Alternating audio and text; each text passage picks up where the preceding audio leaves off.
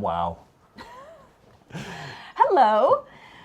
This is pretty exciting. We are at what feels like a huge turning point in this refit. So we're going to give you a little bit of a real-time update. Where are we at now and what's coming up? I feel like it's time. I'm Geri. I'm Shawn, and this is our not currently sailing catamaran, Rome. We've taken on a huge refit involving every system on the boat, turning her into exactly what we want. Let's jump back into the episode to see what project we're tackling this time. We have been here for months. It's mid-April, and the season has turned, with the exception of the last couple days where it's turned back to winter. It's turned twice. It's turned twice, but it's spring for sure. We have been hit with what Virginians affectionately call the pollening. If you know, you know. If you don't know, look it up, because holy hell. It's horrible. I had no idea. So that's why I'm sniffling a little bit. It's, you know, it's a lot of pollen. Let's give you a little bit of a recap. I feel like we finished the prep. It's funny, the process, right? So the first part of this was tear the boat apart. Yeah, right? That took forever. Tear the boat apart, take everything out. And if you followed along, you've seen that. If not, check the past videos, you'll see we took everything out. Right. And then there was okay, what do we have to fix? Right. And what do we need to change? And we knew we were going to do some painting, and that took a lot of prep and a lot of sanding. At some point, somebody put a coat of paint on really poorly. I know that a paint job is only good as a prep. Right. And so our prep was, some people would say totally overboard, but the paint isn't going to frickin' peel. And so that's, it's worth it. So a lot of prep went into that. And in the process of all the prep, we've taken care of the things that are messy. Things like sanding and paint and just anything that's going to cause us to need to clean everything from top to bottom. We've done that. Hey there. I am talking to you from one of the Forepeaks. This was the Port Forepeak, and it's going to get a fresh coat of paint. However, anybody who's ever done this before knows that a fresh coat of paint is not just a fresh coat of paint. First thing you have to do is sand it down until you get to clean paint, because otherwise the new paint is just going to peel off in sheets. I'm not sure if you can really see just how filthy the paint is here.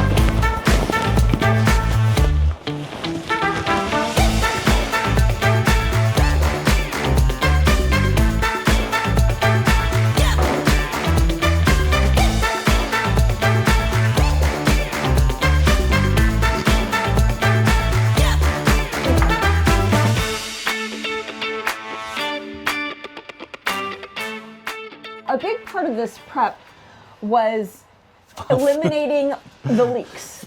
And we had far more leaks than we really even recognized. Yeah. So in deference to that, we've removed and rebedded hatches. We've completely replaced a few of them. We've taken out all of the little, like, the knobs or the lifts for the latches in the engine room and cleaned those up, and new O-rings and whatever. We've basically sealed up all of the places that we could find anyway. The 100+ leaks. All of the leaks, right. Honestly, the 100+ leaks. And there was a lot. Finding them, figuring out where it's coming in, why. Right.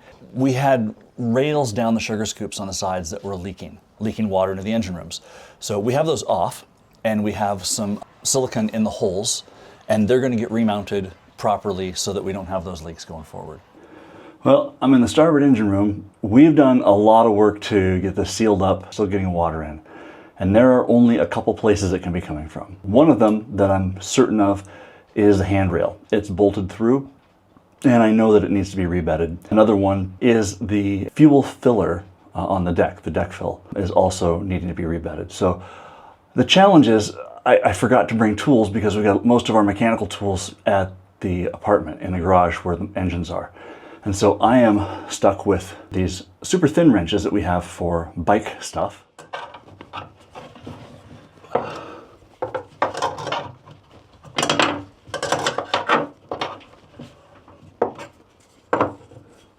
Now I could, I suppose, wait to do this, but we want to get paint in here. We've got good weather this weekend.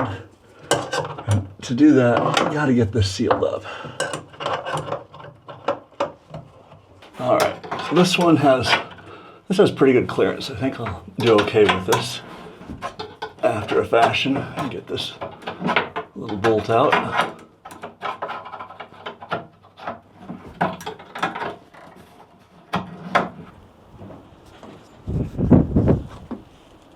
Okay, that's it. I'll put that aside and then move to the next thing. So the next thing to take off is the shiny deck fill for the diesel. So I just got to take these screws out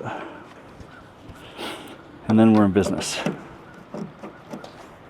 I think these screws will also be pretty easy, or maybe even broken off. That's going to make another repair. That's my favorite thing. Screw breaks off, so what do? Put a little silicone on the head and stick it back in there so that the next guy who deals with it has to fix it because you didn't. Hate that. Oh yeah, that does not look like it's glued down at all. It just comes right up. Yep, so no wonder that's leaking, and how dirty that is. Definitely needs some love. We have a bunch of holes in the sugar scoops. So we've sealed some of them up. We have some to go, and so we have some of that still fiberglass work to go that's contained. We still have some work to do, but we were able to remove some of the teak because the teak is a disaster. That's a whole different story. We'll get to that in just a little bit. And we found that in a lot of cases the teak came up with some gel coat, so we had some fiberglass repair to do. Those aren't done. Right now they're sealed and they're not leaking, and that is really where we need to be today. Right, that was the main point. We needed to get it at least sealed up so that we could paint the engine rooms. Yeah, because if they're leaking, then we're just gonna have water in the engine room that we just painted that isn't gonna help us. Right, and after all that work, that would make me really sad. Yeah. I mean, nobody likes it when I'm really sad. Today's the first Sunday in November. I am getting ready to do some fiberglass repair on the swim steps. We had a couple areas here that need a little bit of work and patching so we can keep the water out of the engine room. All right, so we've got two holes that we are going to fiberglass over. So there's this one. That was where the passerelle hole was. That's the port for the emergency tiller. Hopefully we will never, ever, ever have to use that.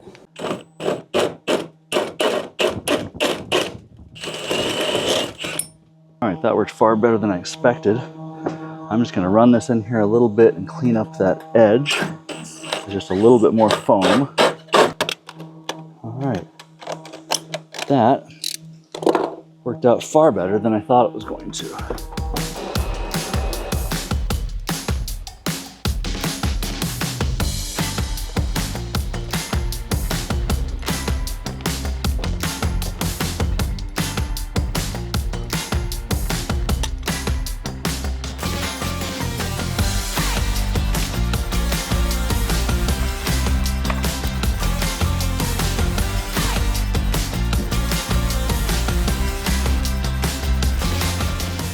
All right, now we're going to do the same thing on the other side, and then in a couple days we will consider ourselves safe from rain in the engine rooms. We hope.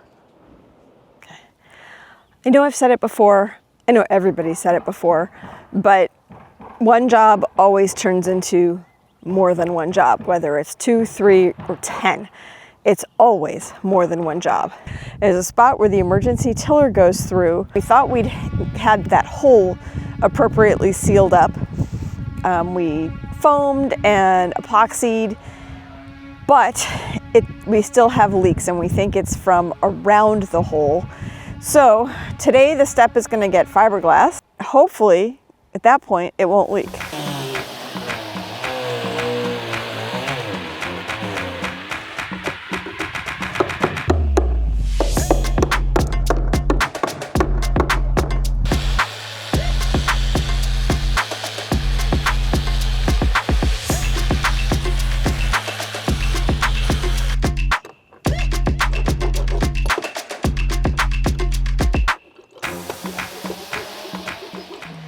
The hardest lesson in all of this is that it's always so much deeper than you think it goes. Whatever the problem is, the problem's going to be deeper than you're expecting, than you're hoping for. And my toughest lesson is not how to work with fiberglass or how to use the fence saw or whatever. It's how to be flexible and roll with the punches. I'm not good at it. Shawn is amazing at it, which really helps. It's definitely not my strong suit, but I'm trying. Engine rooms were a big deal. The engine rooms were painted this gray color. There was tons of mildew on the paint and staining everywhere. If you know anything about engine rooms in a boat, the darker it is, the easier it is for problems to hide and the harder it is to find them. And so I'm a huge fan of painting them bright white and putting lots of light in the engine rooms so that problems can't hide from you. There are two schools of thought. If you can't see it, you can ignore it, which Which just leads to problems leads to later, bigger which is what we're problems doing later. now. And if you can't see it, you can't fix it, and then it'll break when you really desperately need it to work, and you end up with a boat on the rocks. I'm a fan of let's clean it, let's make it bright, and so we did that, and it was a lot of work to get there. But now they're white, they're bright, and they're ready to receive engines. And that's super exciting. So we'll have that talk coming more up. about that. Yeah. Shawn and I have been doing a lot of divide and conquer lately. Prepping the engine rooms has been one of those areas where he's been doing the bulk of the work to start with. He's been sanding and fairing and sanding and fairing and sanding and fairing. You get the idea. But it's my turn. Now we're ready to prime and paint. And that's my domain.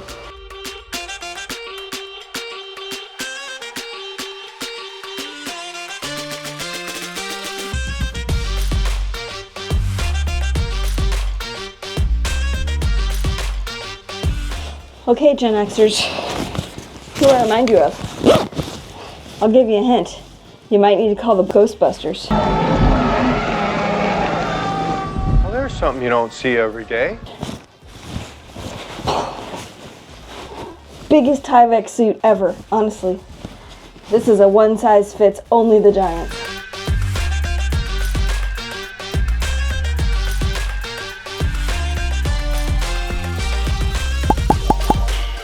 We still have a little bit of sanding and grinding to do because we have some through-hole repairs we'll talk about. Right, we'll talk about that in a bit.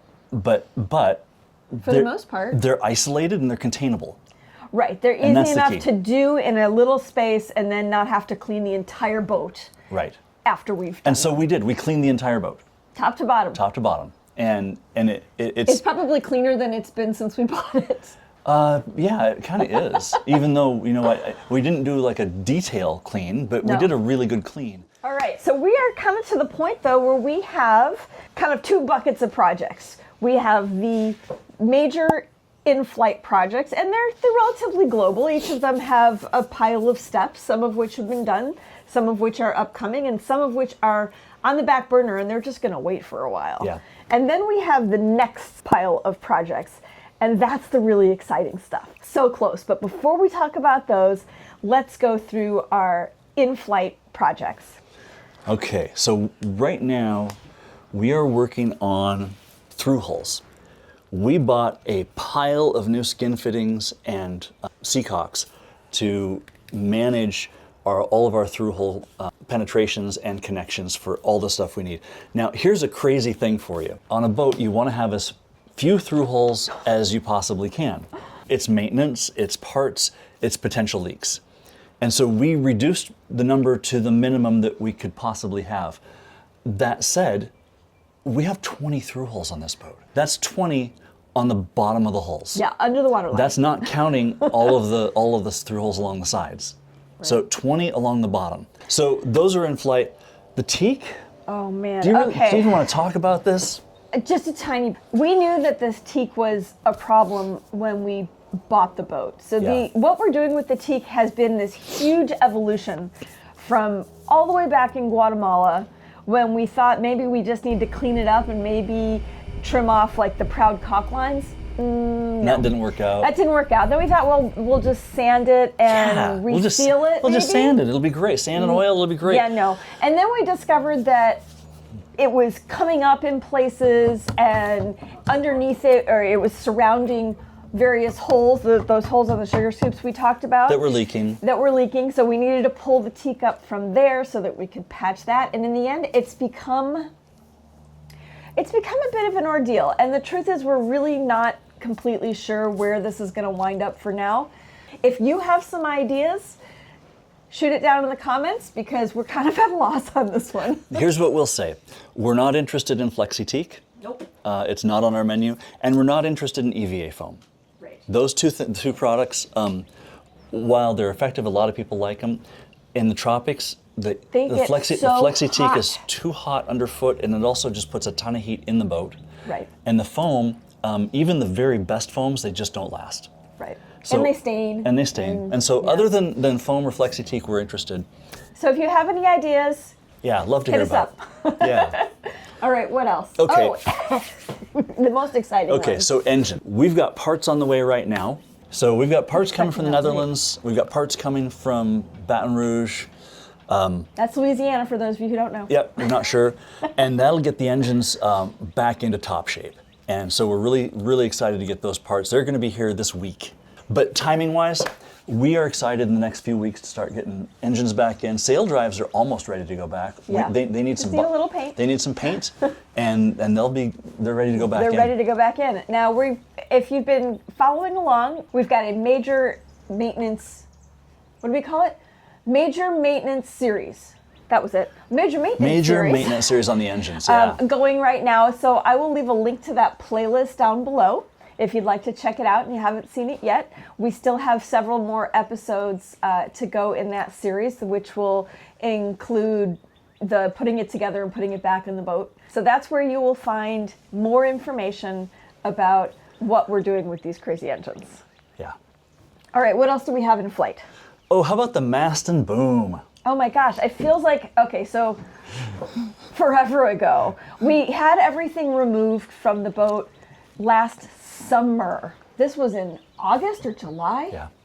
Oh my gosh, many months ago. And so Yeah. we had everything taken off, and since then, all fall, we scrambled to sand and sand and sand. We removed every piece of hardware, we sanded everything clean, and we were trying like mad to beat the change of seasons. And we failed. We missed. We totally missed. Yeah. So consequently, our mast and boom have been waiting for us and waiting for the change of seasons. And now that we have the change of seasons, it still isn't quite the highest priority on the list. No, it isn't. We were hoping to get the coating done before the change of season. Since we didn't, it really doesn't matter. As we finish each of these, we'll have complete episodes on a lot of them and write-ups on a lot of them. When we produce that and actually put it out, you will see that seasons have changed. Our clothing yeah. is different. Our hair is different. The haircut, I had a Right, beard, hair, I don't have a beard. So we don't Yeah. want to confuse anybody by that, but we also would much rather give you a complete story or complete picture of what's happened rather Yeah. than little bits at a time. So just kind of a heads up. And I'm for going to ya. be dirty pretty much in every video, just because that's So how that'll I be am. consistent. Yeah. All right. Okay, let's see. We've talked about what we did. We've talked about what's in flight. So make How sure about the next steps? you want to talk about the next things that we're doing? I do. What does that mean? What are the next things? This is that exciting point I mentioned. We're ready to start putting systems back in the boat. Things Yeah. that are going to stay in here and be permanent. Oh my God, I'm so happy. So tearing everything out, well, if you've ever remodeled a house, you know. It's emotional, it's traumatic, it's hard. You have this thing and you turn it into something that isn't that thing anymore. Oh man. And so going through all of that, getting to the point now where we're ordering the stuff. Actually, we've ordered a lot of the stuff. ordered We almost have a lot of everything. the stuff here that we're putting back in. And so now it's really just a matter of time. And that's where I think things will accelerate quite a bit. Oh, please, please, please. Plumbing is the first thing we're going to work on. All right, number one, plumbing. And we have almost everything we need to do that. What we will find along the way is there will be fittings that we don't have, there will be hardware we don't have. The nice thing is we're buying hardware from this company, McMaster-Carr. If you've ever used them, you know. If you haven't, holy cow. You put in an order on Friday and they deliver it on Monday. It's the craziest thing I've ever seen. It's fantastic. And no, they do not sponsor us. No. But if you'd like to, Yeah, right, hit us up, right? McMaster? Seriously. Okay, so plumbing. Plumbing's next. Okay, so plumbing's next. I think that's going to keep us busy for quite a while. It is, it is. So let's leave the rest of it for a mystery for the future. Yeah, keep an eye on what's coming. We've got so much more to do. And eventually, we're going to go sailing. Just saying. But please don't ask us where we're going next or when that'll be, No. because honestly, we just don't know. Anybody's guess. Who knows? Yeah. Thanks for watching. We hope you've enjoyed this. If you haven't subscribed to our channel yet, why not? It costs nothing, and it helps YouTube figure out who to send our videos to. Hit that bell if you want to be notified of new videos coming out, and for God's sakes, like it. Just give a thumbs up. Give us a little encouragement. Tell us that we're Right. doing okay. Exactly. Thanks Thanks for for watching. We'll see you next time. Bye. Bye.